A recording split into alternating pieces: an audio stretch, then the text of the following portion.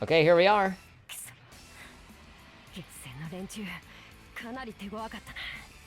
Hello there everybody, the Hat Person here, and welcome to some more SK Shinovi Versus. And so last time when we left off, we were, excuse me, we were literally just beating the asses of everybody at Hanzo. We have defeated, God, what is it with me burping so much? I was not burping a second ago, jeez. Anyway, we beat Hibari, we beat Yagi, we beat Ikaraga. And now Katsuragi and Asuka's left, so let's see. Fairly obvious who she's going to be going up against. But, yeah, let's just follow along. The Gessen girls were tough. So, yeah, as we know, the Hanzo girls just finished fighting Gessen a moment ago. And so now, they're getting ambushed by the Heavy Joe. The return of the Heavy Joe. And so, yeah, I guess that's the excuse that the storyline has over them getting beaten very easily. Because, yeah, the whole Shinobi Battle Royale thing. Yeah, that's the excuse that the game has for the good guys losing, because, oh, they're so weak from this fight that they're getting into another battle, so obviously they get beat. Okay, a little worn out. Yeah, I'm sure Imu doesn't even care.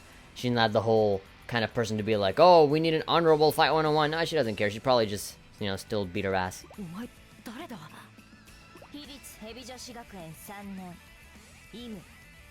Yeah, it's gonna be the same thing as all the other ones, like, whoa, Heavy Joe?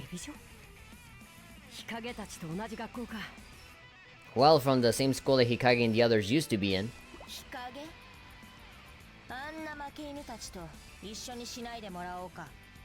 No, great. So, what a fantastic slew of insults you have. Those losers. Ooh, seriously, where did you get all your insults? Like 1990s cartoon bullies?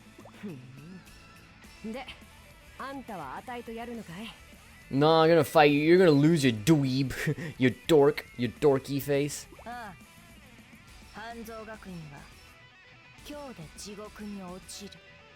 No, sure, you're doing a great job at burning.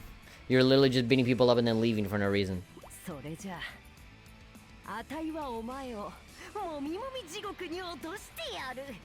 Fantastic. Katsuragi always knows how to make it into that kind of subject.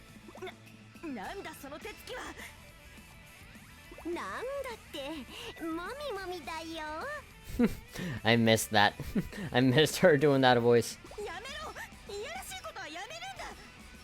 Don't be a pervert. Oh, come on. What would you be, you know, all flustered about it? There's somebody on your team that's probably worse than her.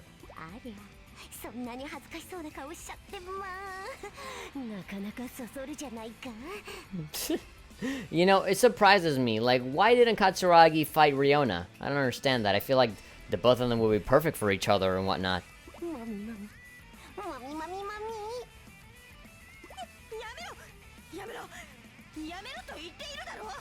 Man, is there gonna be a twist here? Is Katsuragi gonna win?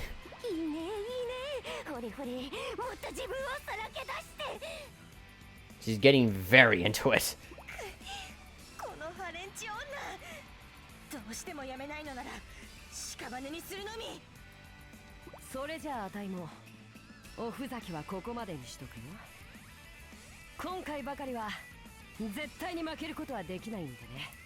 You won't, unfortunately, but yeah.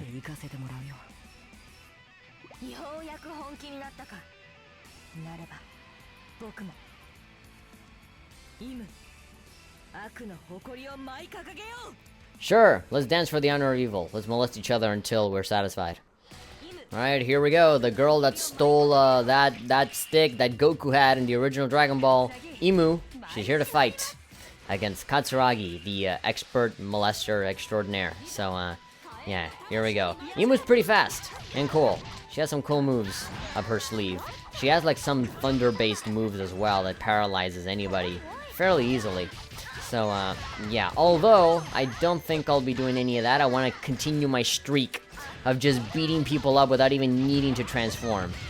Again, it is highly recommended that you just transform only when you are lacking in health, and when you're about to die and you have no other choice and there aren't any health around. Yeah, it's best for you to transform, because then later you can just use your ninja arts and that gives you the upper hand. Basically, like when you go into overdrive in BlazBlue, you know, it could easily just turn the tables. And so if you blow your load too quickly and you transform right at the very beginning, then there's a problem, because then now you only have 1 health bar instead of the 2 that you could have made up for yourself by being conservative about your transformation. Let's just keep beating all these people up. Do you guys just keep popping up infinitely? I think they do. They haven't stopped cropping up. I could have sworn that I had beaten up, like, more than, like, 10 or so people. So yeah, I'm just going into it assuming that... Yeah, they just keep respawning. Okay, now they're not respawning. Oh no, there we go!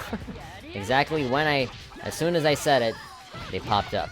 And my door just, slowly opened. Wide open.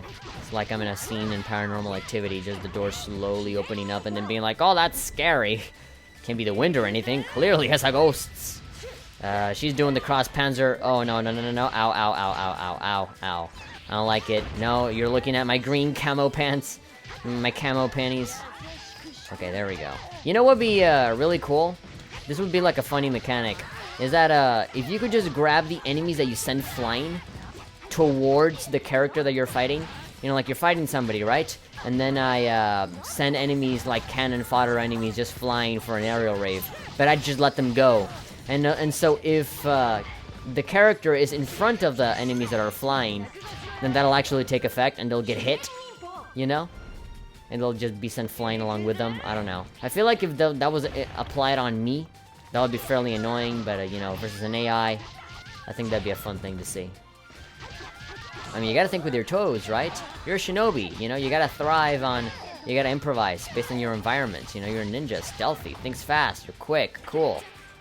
So, yeah. We haven't seen any of the good stuff. And by the good stuff, I mean we haven't seen any, any topless or bottomless bits, because I haven't transformed and I haven't used any of my ninja arts. But it's fine. To me, it's a challenge, you know. Try to go through the whole game without even transforming once. And so far, I'm doing it. Except for that shadow there. It's not. That's all pixelated and weird. I didn't know. I didn't know shadows work that way.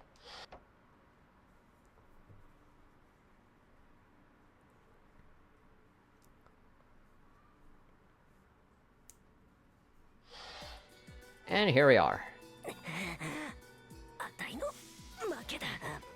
And she's just laughing it off. Yeah. I mean, that's definitely something she would do. She'd just chuckle and be like, damn. Because I got to grab your boobies when we were fighting. You didn't notice, but I did.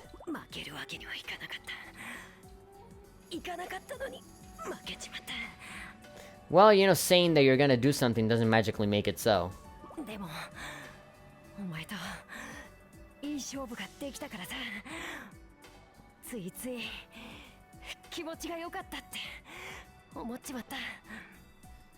Yeah, I'm pretty sure we're gonna fight them again. I mean, this has been the routine for most of the story modes and all of the different factions. Is that you know, you have like this one opponent that you fight, and then you fight everybody else, and then at the very end you fight these same people again in a rematch, and it's more epic and whatever. Everybody learns something in the end.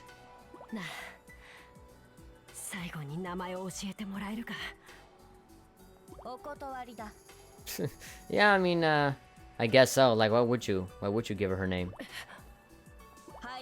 She's offended. She's like, oh.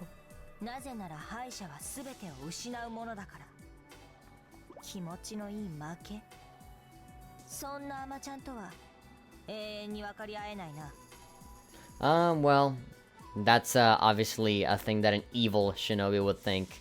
You know, it's like, oh, what would you ever feel good about losing? It's all a matter of perspective. The good shinobi think that, oh, you know, because I lost, that's just the opportunity for me to be better and whatever. Of course, with Emu and everybody else in Heavy Joe, they don't think losing, you know, is a good thing, because anybody that loses just gets killed immediately. There's no opportunity for improvement because they don't allow improvement. Yeah, bleed, I mean, metaphorically, because I don't see no blood anywhere.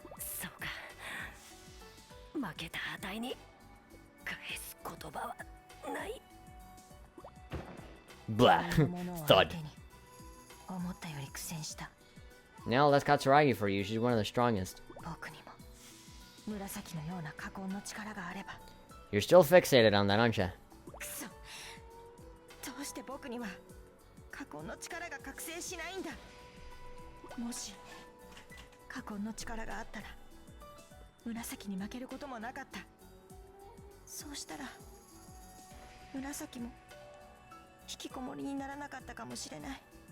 So she does feel bad in a way, you know? I mean, for one, she's like, man, I should have had it because I am actually more worthy and I am more qualified to get it. And, you know, I wouldn't have gotten humiliated. But, you know, also my sister wouldn't be having the most miserable life. Nah, I don't think so. But anyway. Of course, when you have like this evil faction that is all based entirely on strength, it's never about, nah, you know, I was being too much of a bitch, or, you know, I was being really mean to my sister, or, you know, this is just how life goes. Sometimes you get something, sometimes you don't. You know, it was all a matter of circumstance. It was beyond my power. No. It just, I wasn't strong enough, you know? It was super vague, you know? Like, how do you even verbalize that in a much more specific way, you know? Like, what do you mean not strong enough? I mean, I just wasn't strong enough. Like, nah. Yeah. Even without the root of calamity, yep, you're still getting stronger. That's why I feel like you don't need it. Okay, new technique, flash balance level 1. I feel like that's gonna be the same with everybody. It has been the same with everybody. We only have Miyabi left, and then we're done. Alright then, if you guys enjoyed this video, and if you guys enjoyed this tiny little bit of story, I mean, I enjoyed this episode because I got to use Emu, and Emu's pretty cool.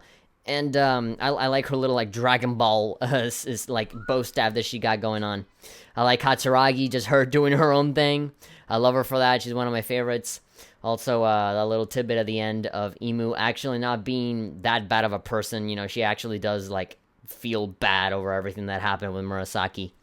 But, yeah, it doesn't really matter. She doesn't verbalize it and openly admits it to everybody that cares for her. Otherwise, if she just keeps it all pent up, then we're just getting nowhere. But anyway, we'll see more of that. We'll see more slight character development in some other episodes of Senran Kagura Shinovi Versus. Like the video, then go ahead and click the like button. And if you want to subscribe, then there's another subscribe button over there.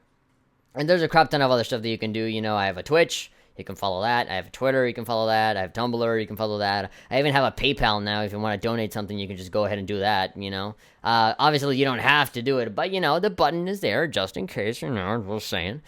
Yeah, I'll see you guys tomorrow with the last battle for this chapter where we're going to fight Asuka using Miyabi. The two leaders facing off. See you later.